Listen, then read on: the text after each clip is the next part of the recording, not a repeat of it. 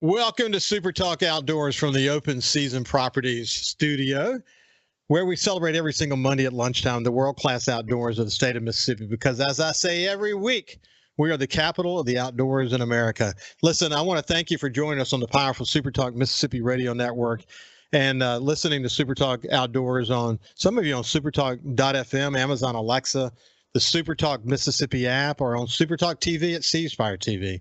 But some of you are also watching on Facebook or YouTube or your favorite podcast. We really, really appreciate it. It's September the 2nd, 2024, Labor Day weekend. Can you believe how fast time has gone by as people started just yesterday enjoying great dove hunts and looking ahead to the deer season, all the work that's happening there, looking ahead to the duck season. And fishing on coastal Mississippi continues to do really well in spite of the hot conditions. I really, really appreciate you joining us so we can celebrate Mississippi's outdoors. Hey, we got a special show today. I've invited two people to join me for the whole show, and neither one of them knew each other until just a few minutes ago when we started the show, or getting ready to do the show. And I want to welcome back to SuperTalk Outdoors, Alex Littlejohn, formerly with the Nature Conservancy, these days involved with Weyerhaeuser, and then my friend Captain Ronnie Daniels, who's a charter boat captain in coastal Mississippi. Both of you guys have been on the show many, many times, but you've never been on together, and you didn't know each other until just a few minutes ago. Welcome to SuperTalk Outdoors, you guys. Thank you for having me again, Ricky. I really look forward to these. Yeah, you bet. Yeah. This is always fun. So why don't we, for people who have not heard us talk before, because we're going to kind of cover the spectrum today, Ronnie, why don't you tell the audience a little bit about your business?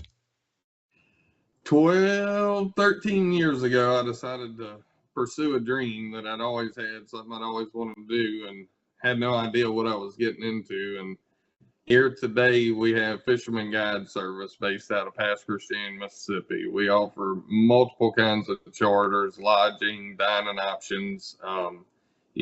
We've partnered up with Shaggy's Harbor Dock there, Charter Dock, and we've got a great venue, great facility. We've got about 20 boats available overall. We've got a lot of individual captains that come together and work as a group. And whether you just want to come down and go look at dolphins, or you want to catch fish, or you want to gig flounders at night, whatever you want to do, we can take care of you.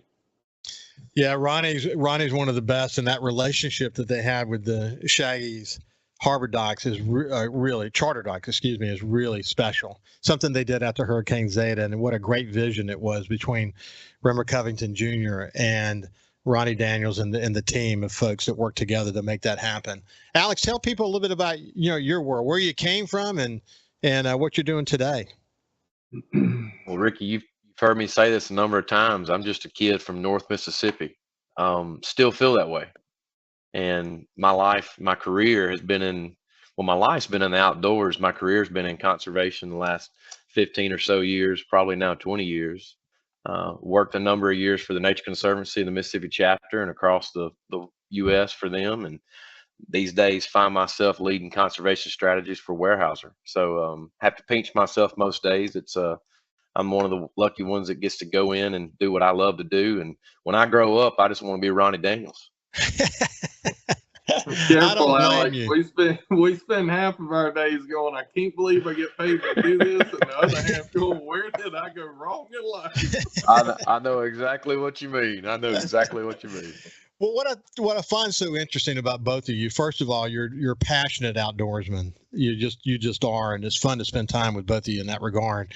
So here's Ronnie on the coast as one of the top charter boat captains on the coast, and he's had TV shows. He's been featured on TV shows. He's been a writer. He's kind of done it all.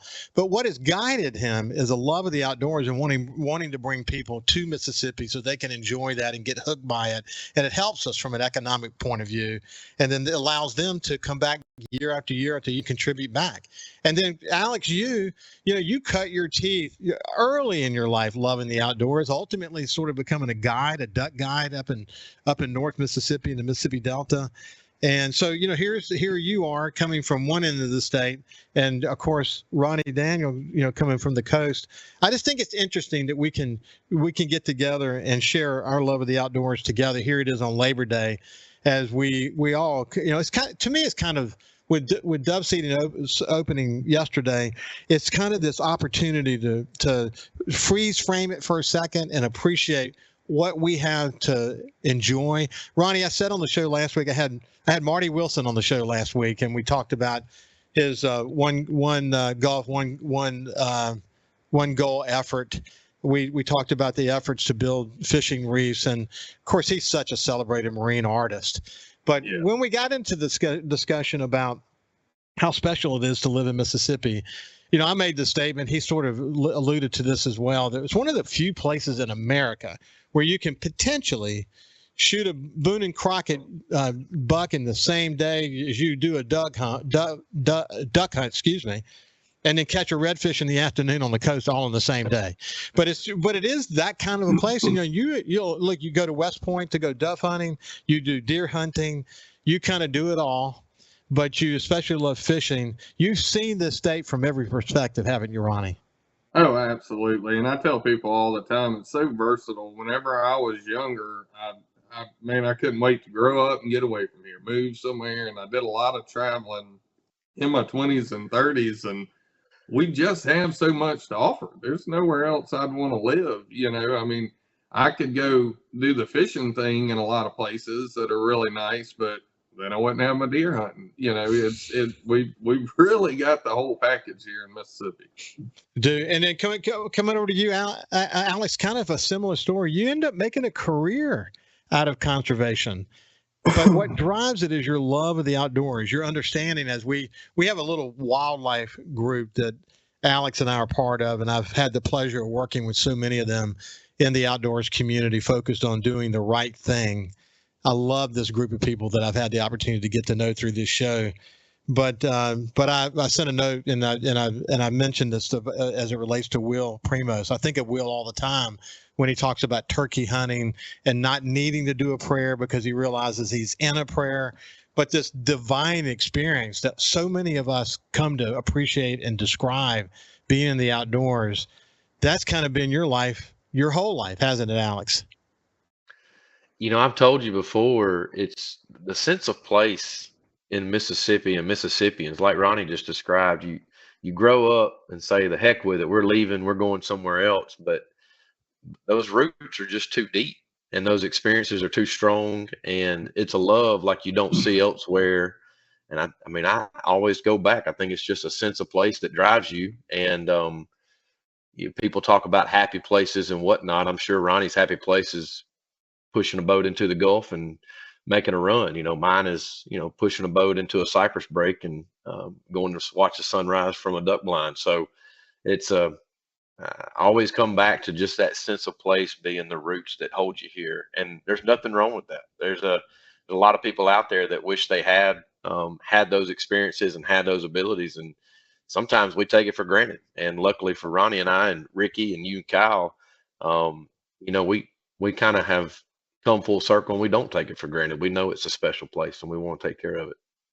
Well, our friend Ronnie, you'll appreciate this. James Cumming, who is with Wildlife Mississippi and a terrific conservation leader in the state, sent a quote to me the other day, and it was from George Bird Grinnell to Madison Grant back in March 13th, 1913. And it was on successful passage of Weeks-McLean Act. Now, most people don't understand what that is, but it was actually the precursor to the Migratory Bird Treaty Act, which was really important how we manage and think about duck hunting in Mississippi. And Grinnell was an important feature in that, as was the Boone and Crockett Club. And irony would have it, James Cummings from Mississippi, who's literally wrote the book on the North American wildlife model, is the current chairman of the Boone and Crockett Club. So he sent this note to us, and it's a long note, this quote, but I'll just share this one point. And this is about us working together for the betterment of conservation. But he says that when leaders come together, they set aside their personal differences. They forget the various ambitions for personal glory, and they're willing and anxious to work together for the cause of conservation instead of some other cause, but with their own glory as the real motivation. They don't have their own glory as the real motivation at this point. And the enormous gain and means just the difference between success and failure. So essentially what he's saying is that when we come together and put the cause of conservation first, instead of what's best for us personally, we're going to win every time. If we can find people to work together like that, we're going to win every time. And Ronnie, you've seen that on the coast when we're able to come together for different causes. I mean, you've been involved. For example, one of the causes you're involved in is making sure kids can spend time in the outdoors and can go fishing. And you understand the generational impact that you're having when you bring all of these people together, donating their time and their resources for the betterment of the next generation. When we come back on the other side, I want to spend a little bit of time talking about that. Alex, you'll be able to chime in as well to share your point of view about that. And as we continue on the other side with this special show with Captain Ronnie Daniels from here in Coastal Mississippi and Alex Littlejohn. We'll see you after this. Welcome back to SuperTalk Outdoors from the Open Season Properties Studio. Listen, Open Season Properties, we're thrilled to have them as a sponsor of the studio here at SuperTalk Outdoors. They're a full-service real estate company with a team approach philosophy that ensures your needs are the highest priority, whether you're looking at rural land sales, residential, or commercial properties. Open Season Property markets and sells real estate in Mississippi, Louisiana, Arkansas, Tennessee, Alabama, and Georgia. And they're dedicated to the development of long-term client relationships and unwavering commitment to service. Go to openseasonproperties.com to learn more. Love having them as a sponsor of our studio. Now, back to Captain Ronnie Daniels from here on the coast, one of the top charter boat captains here on the coast, and Alex Littlejohn, who's with the Weyerhaeuser now, but used to be the head of the Nature Conservancy. When we went to break, I was just sharing that when we set aside our personal differences and our personal what we might be able to gain from something, and we're able to work together as a group on efforts that involve conservation, whether it's protecting something, enhancing something, any kind of conservation, whether it's about bringing the next generation into the love of whatever it might be. In the case of the coast, maybe fishing. Ronnie, you've had the opportunity to be touched in so many ways as a result of what you've done in your outreach efforts, and that makes you even stronger to want to do more of that, hasn't it?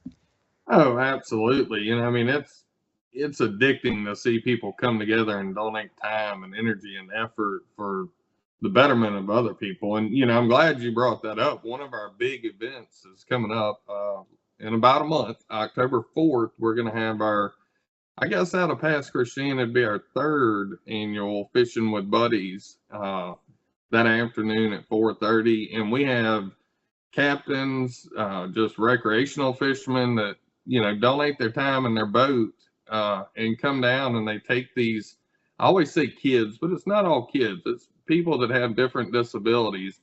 And we're able to get them out on the water.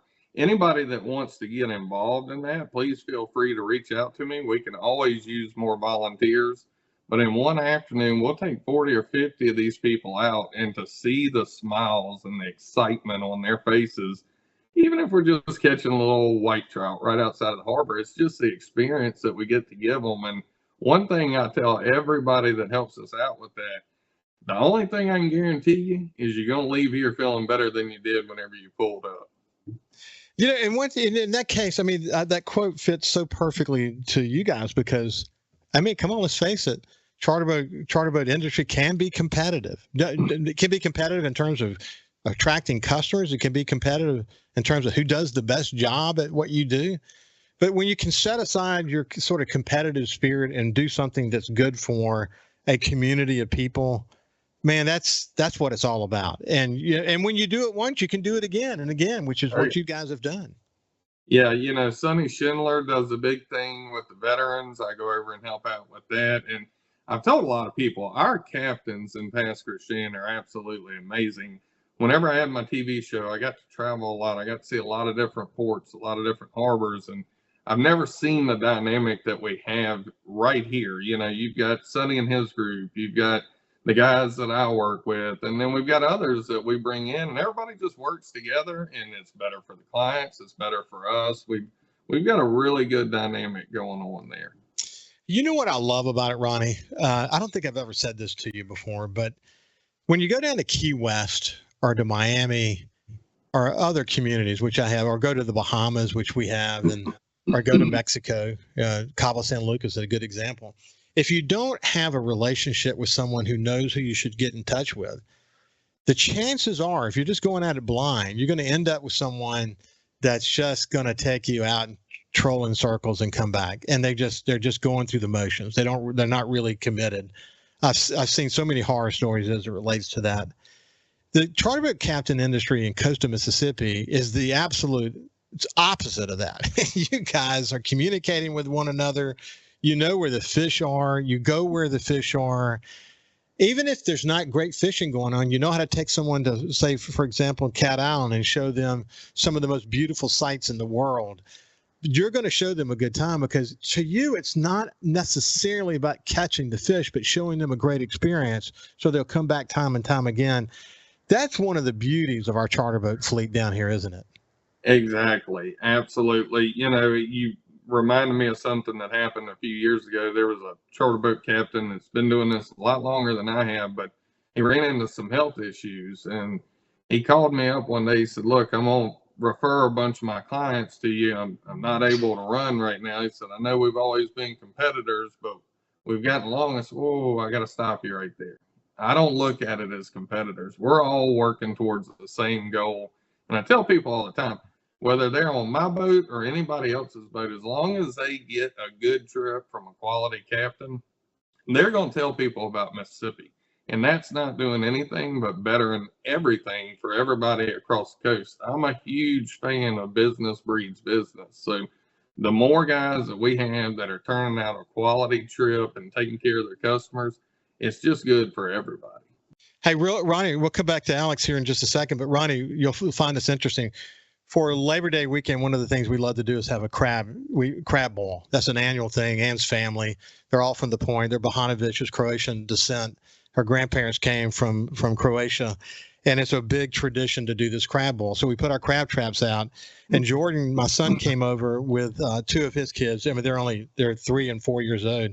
And he went out he said, "Look, we got some chicken, but let me go get some bait real quick." He went out. I was in the house, and I noticed he's already back.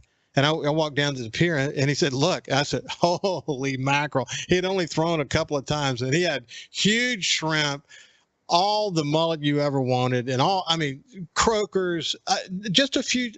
Well, we've had this conversation before. When the bait is in the backwaters, that's a really good sign that fishing is going to be very good.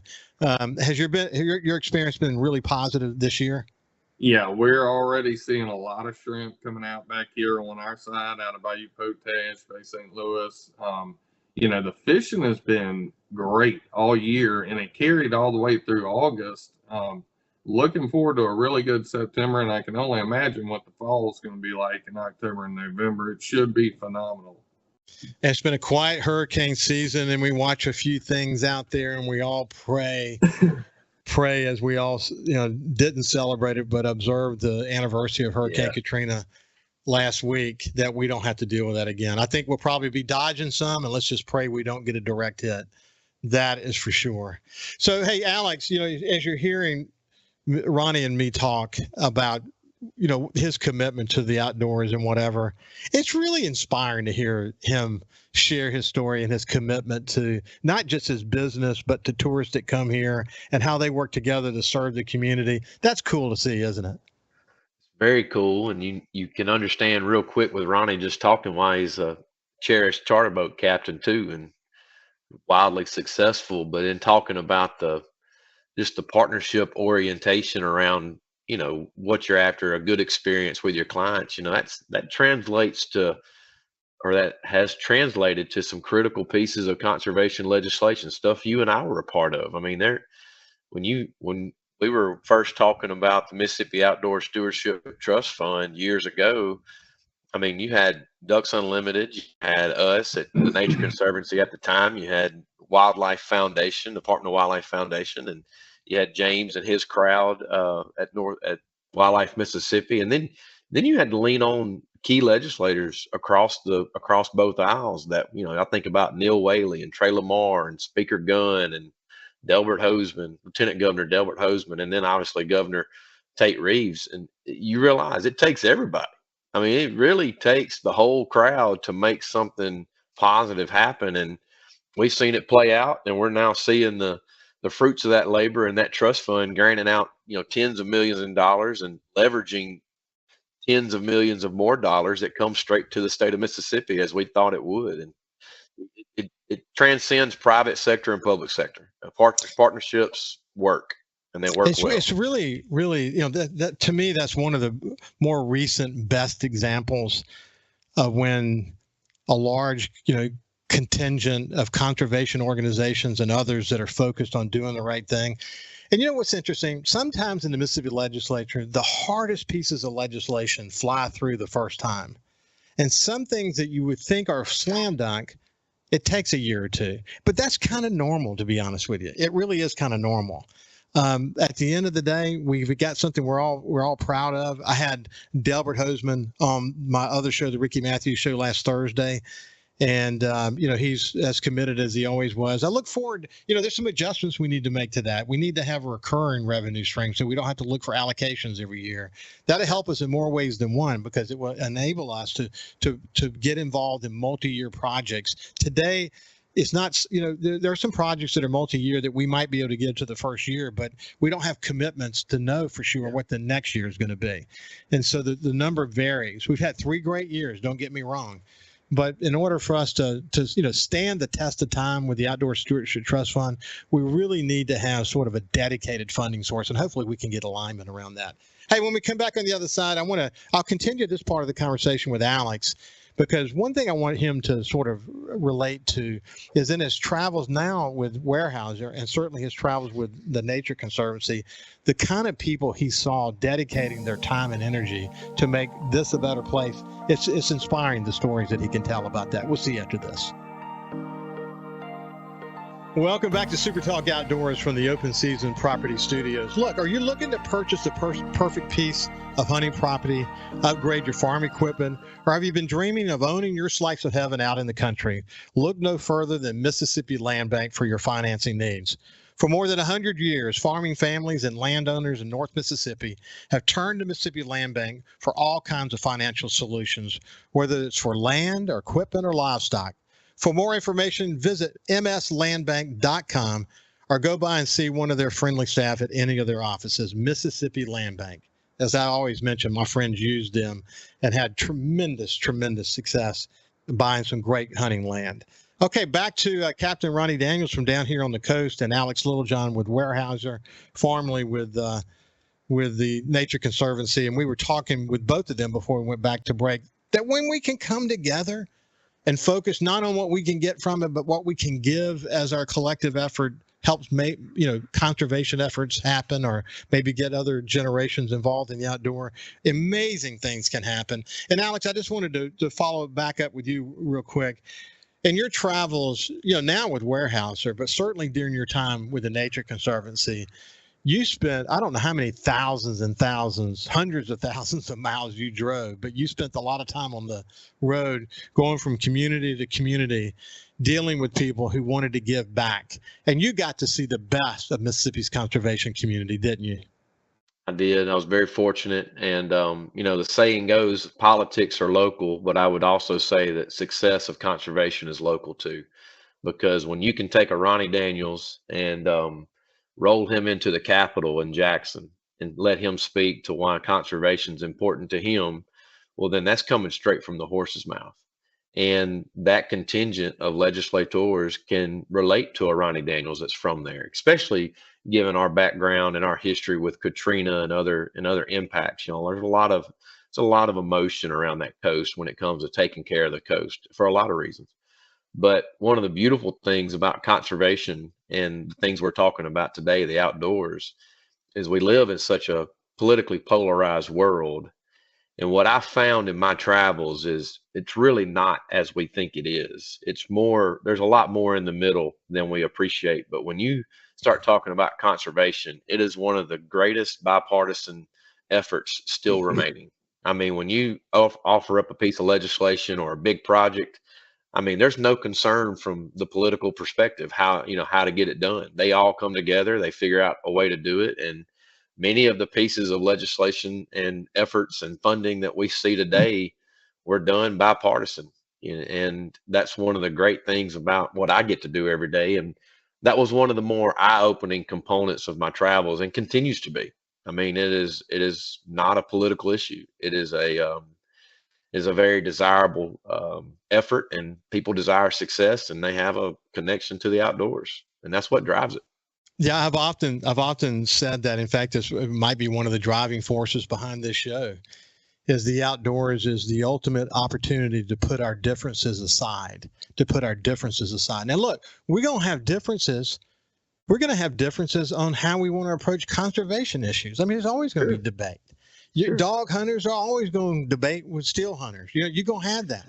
You're going to have people that are confused about where Mississippi's ducks come from. But if we work to educate people, and we get people focus on education, focus on bringing people together and explaining why we need to go in the direction we need to go in, I think usually we're going to have good debates, good respectful debates, and we'll land in a good spot. That's where I feel. Listen, what I've learned from doing this show, and for people who are regular listeners of the show, they know this.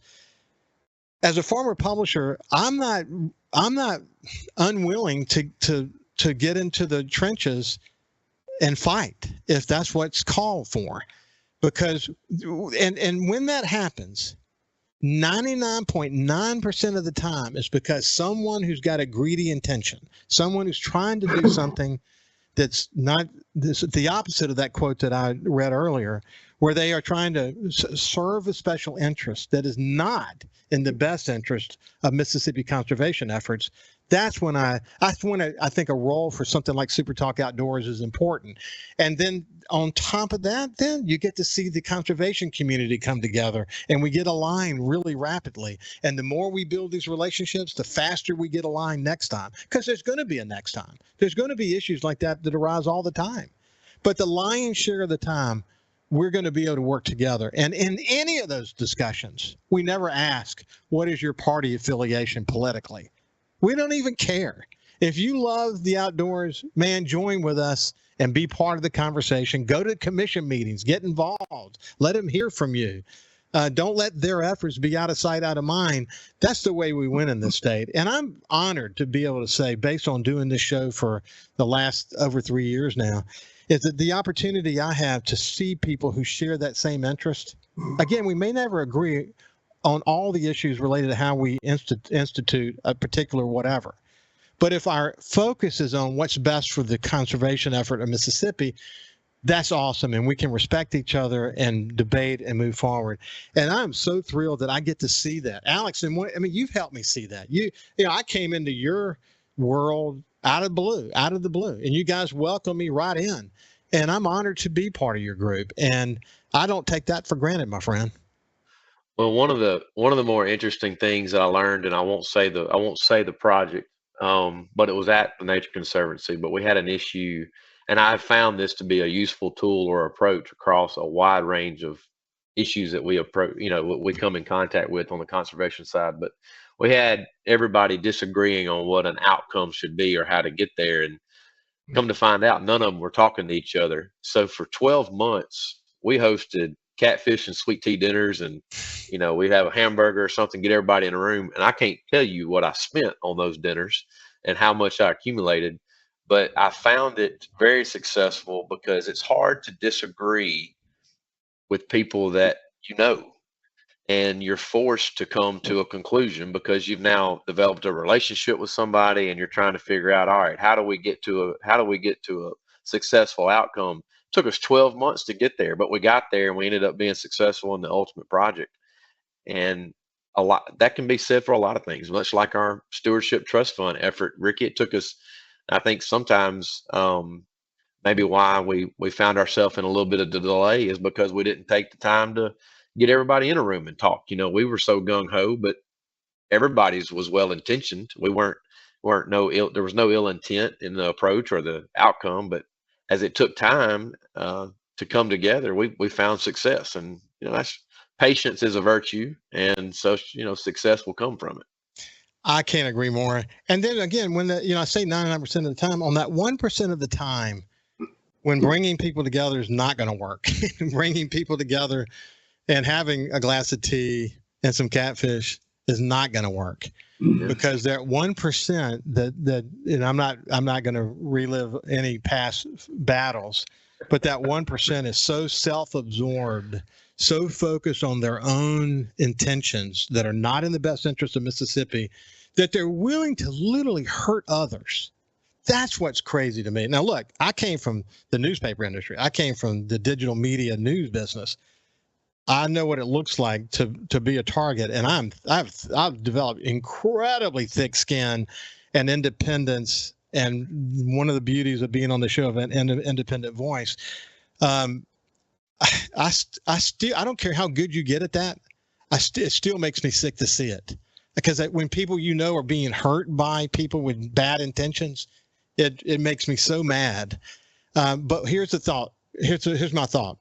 That at the end of the day, where you end up landing is in the right place. Even still, you end in the right place, and good people ultimately are not hurt because their intentions are in the right place. And gosh, I love that about our conservation efforts, don't you? Absolutely. I mean, can't overcome the majority. It may take you a little while, but it's hard to maintain that resistance when it's the right thing to do.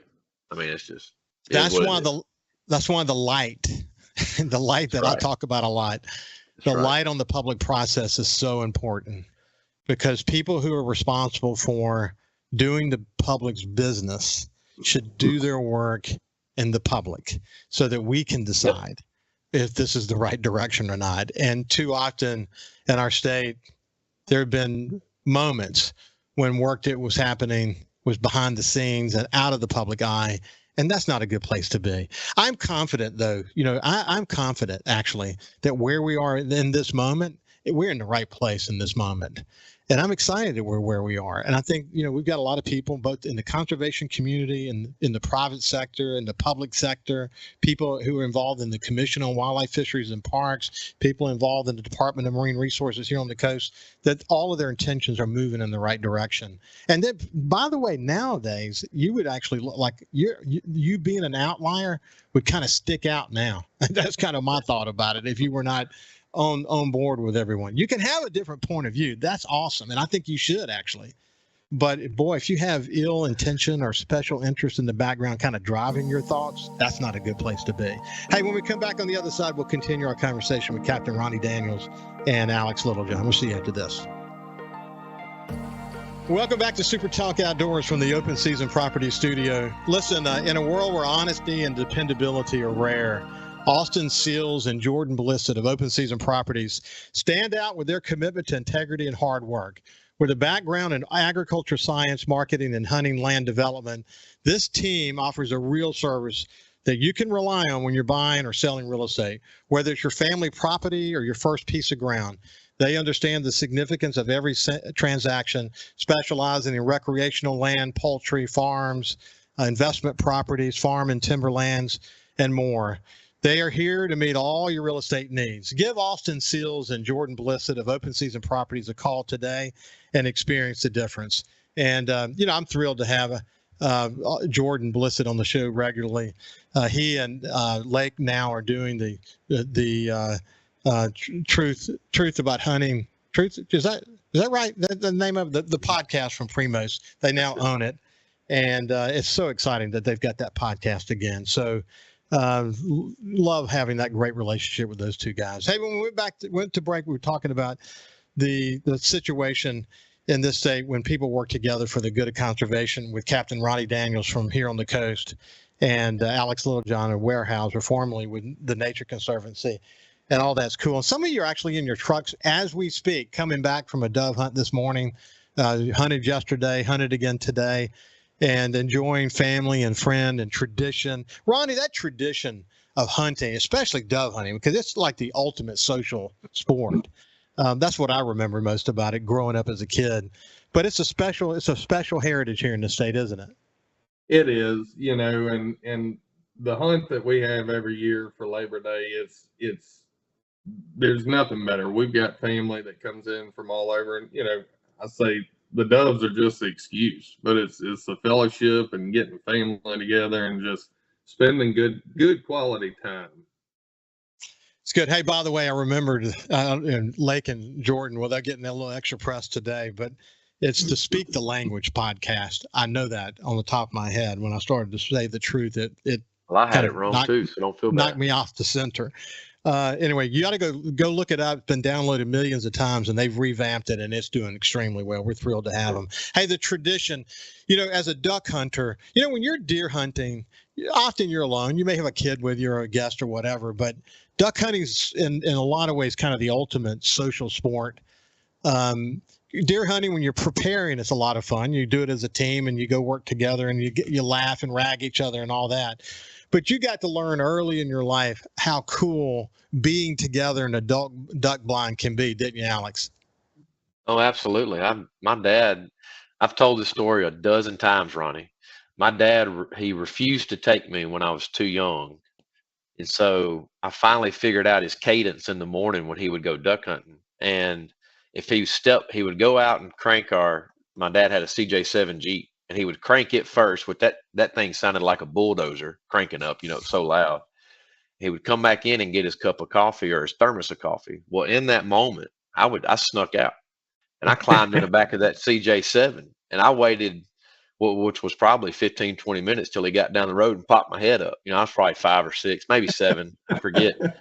And he had no choice. I was going. I had like 4 layers of baseball socks on, some coveralls, probably mismatched gloves, no telling, but I was going. And ever since that moment, he was like, all right, here we are. And I've slept in the bottoms of many duck blinds and duck boats and slept on top of Canada geese when we still used to get a good push of Canada geese on Sardis Lake. And I wouldn't trade those days for anything. And in fact, talking about dove season, one of the greatest memories growing up was when dove seasons would open up on the Saturday. You would always go to the Friday night high school football game, and you and your buddies, you weren't there to talk football. As kids, you were there to go, hey, what are you shooting in the morning, and where are you going to sit, and just getting ready. And you couldn't sleep, so it was a cadence with Friday night football, opening day of dove season, and then watching all the headlights go down to Crowder, Mississippi, where we hunted, or Grenada, Mississippi, and seeing all that. Those are memories I wouldn't trade for anything today. Yeah, I'm with you, man. I'm with you. We used to hunt in West Point for doves. AJ McMurphy, my dad, Bo McMurphy. People know those names on the coast, but Bo and I reflect all the time about it, how many memories and how fortunate we are to have those memories in our past of our families being together, hunting dove in West Point. But see, and then I learned this morning that Captain Ronnie Daniels, that's where you hunt in West Point. Yeah. So. It's a small world, buddy. You think you're not going to cross paths. You're wrong about that. People who burn bridges amaze me. But Ronnie, it's a fortunate opportunity you had to go to West Point every year, isn't it?